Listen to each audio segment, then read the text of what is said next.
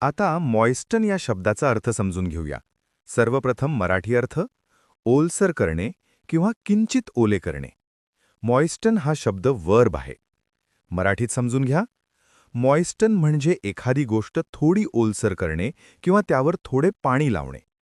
पूर्णपणे भिजवणे नाही, पण थोडे ओले करणे किंवा आर्द्रता वाढवणे यासाठी मॉइस्टन वापरतात.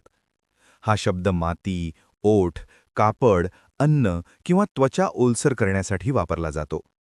आता इंग्लिश मिनिंग पाहूया. To make something slightly wet or damp. आता सिनोनिम्स पाहूया. Damp, wet slightly, sprinkle, humidify. हे शब्द थोडे ओले करणे, ओलसर करणे किंवा आर्द्रता वाढवणे या अर्थाने वापरले जातात. आता अँटोनिम्स पाहूया. Dry, dehydrate, evaporate. हे शब्द कोरडे करणे, आर्द्रता काढून टाकणे किंवा वाळवणे या अर्थाने वापरले जातात. आता उदाहरणे पाहूया.